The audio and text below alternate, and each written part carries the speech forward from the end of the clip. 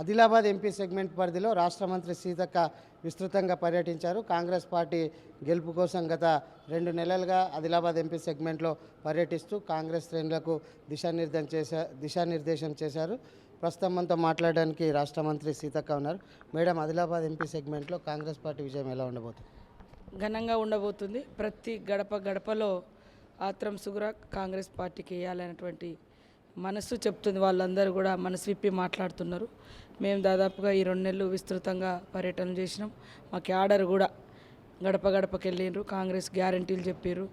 ఇవాళ రాష్ట్రంలో అధికారంలో ఉంది కాంగ్రెస్ కాబట్టి భవిష్యత్తులో వాళ్ళ సమస్యలు ఏదున్నా కూడా పరిష్కరించే పార్టీ ఇక్కడ స్థానికంగా కాంగ్రెసే అని చెప్పడం జరిగింది.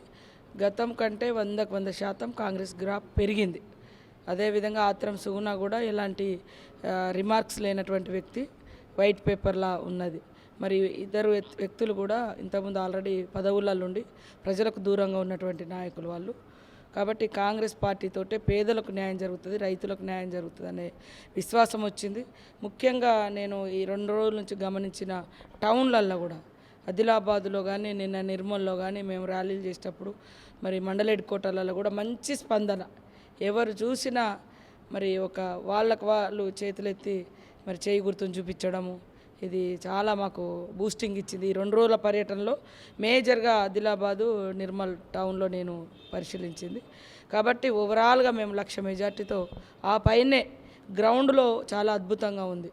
సరే, రోడ్ల మీదకి వచ్చేటోళ్ళు కొంతమంది మరి బీజేపీ కొంతమంది వ్యక్తులు ఉంటారు.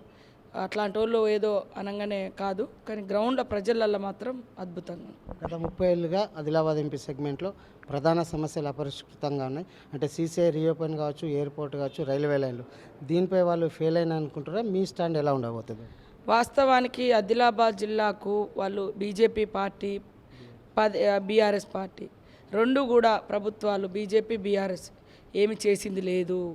ప్రధానమైనటువంటి ఎయిర్పోర్ట్ తీసుకురాలే, మరి ఆదిలాబాద్ నుంచి ఆర్మూర్ రైల్వే తీసుకురాలే, సీసీఐ ఓపెన్ చేయలే, అదేవిధంగా సిమెంట్ ఫ్యాక్టరీ ఓపెన్ చేయలే, బాసరలో కేంద్రీయ విద్యాలయం తీసుకురాలే, అదేవిధంగా ఇక్కడికి వచ్చినటువంటి గొప్ప నీటి ప్రాధార ప్రాజెక్టులు కూడా బయటికి వెళ్ళినాయి. ఏది ప్రాణహిత చేవలు లాంటివి, కుప్టీ లాంటిది నిర్మించలే. మరి ఆసిఫాబాద్లో మేము 10 ఏళ్ల క్రితం రాజశేఖర రెడ్డి గారు నిర్మించినటువంటి కొమ్రం భీం ప్రాజెక్టుకు దాన్ని ఎలాంటి పురోగతి లేకుండా మూలన పడేసారు. కడెం ప్రాజెక్టుకు రూపాయి ఇవ్వలేదు. అట్లా చాలా ఏమీ చేయలేదు వాళ్ళు. కాబట్టి ఇవాళ ఇక్కడికి వచ్చిన నిధులను కూడా సింగరేణి ద్వారా వచ్చే మరి సిఎస్ఆర్ ఫండ్ లాంటివి కూడా మెదక్, సిద్దిపేట, సిరిసిల్ల, గజ్వేల్ అట్లాంటి వాటికి తీసుకెళ్ళి ఇలాంటి వెనుకబడ్డ ప్రాంతాల సహజ వనరుల మీద వచ్చేటువంటి సంపదను కూడా వాళ్ళు తీసుకెళ్ళి వాళ్ళ ప్రాంతాలు డెవలప్ చేసుకోవడం మూలంగా ఆదిలాబాదు మారుమూల ప్రాంతాల్లో మంచినీటి కూడా అందక ఎన్నో ఇబ్బందులు పడుతుంటే ఇప్పటికిప్పుడు మేము బోర్లేసి సీఎం రేవంత్ రెడ్డి గారు 60 కోట్ల రూపాయలను కూడా మరి పైప్ లైన్ల కోసం ఇవ్వడం జరిగింది. కాబట్టి ఇన్ఛార్జ్ మినిస్టర్గా ఈ ఎలక్షన్లో అయిన ఇది కోడ్ అయిపోగానే అభివృద్ధిలో పరుగులు పెట్టిస్తాం.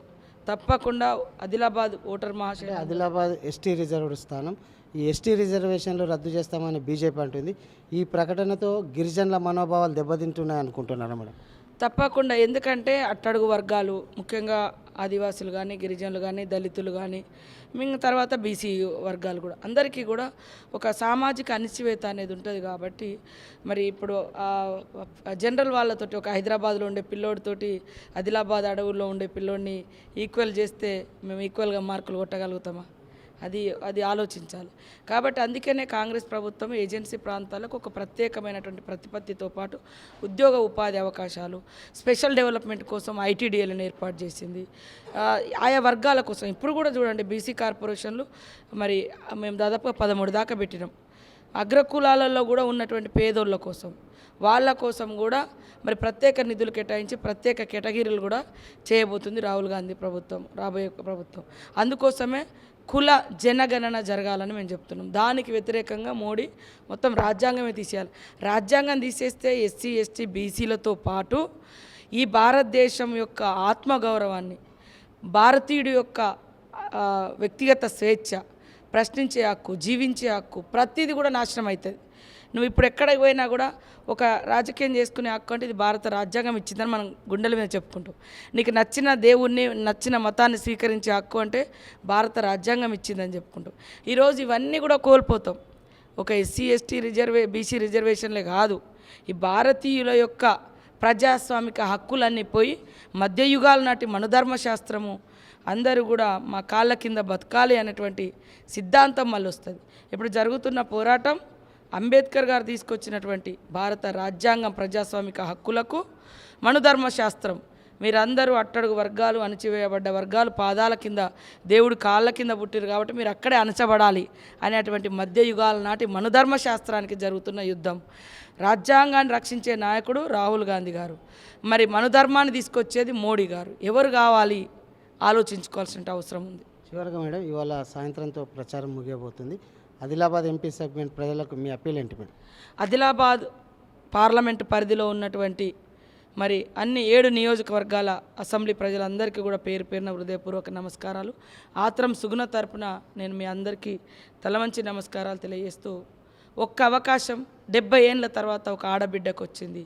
ఆదివాసీ ఆడబిడ్డ మరి 70 ఏళ్ళ తర్వాత మహిళకు వచ్చింది కాబట్టి ఆదరించండి. ఆడబిడ్డలము ఆదరణ చూపుతాం తప్ప మేము మీద అధికారం చెలాయించడం కోసం కాదు, మా పదవులు ఈ యొక్క ప్రేమలు పంచుతాం తప్ప పెత్తనాల కోసం కాదు. కాబట్టి ప్రతి ఒక్కరు కూడా చేయి గుర్తు కోటేయండి. ఈ ఆదిలాబాద్ పార్లమెంటు అదేవిధంగా ఉమ్మడి ఆదిలాబాద్ జిల్లా ఇన్ఛార్జి మినిస్టర్గా ఈ జిల్లా అభివృద్ధి నా బాధ్యత. సీఎం రేవంత్ రెడ్డి గారు కూడా ఉమ్మడి ఆదిలాబాద్ జిల్లా మీద ప్రత్యేక అభిమానం ఉంది. అందుకనే మొదటి సీఎంగా మొదటి అడుగు ఆదిలాబాదులోనే పెట్టారు. దయచేసి కుల మత ప్రాంతాల పేరుతోటి కాకుండా అభివృద్ధి లక్ష్యంగా మరి కాంగ్రెస్ పార్టీ చేయి గుర్తు కోటేయాలని ఆదిలాబాద్ ఓటర్ మహాశయులందరికీ విజ్ఞప్తి చేస్తారు.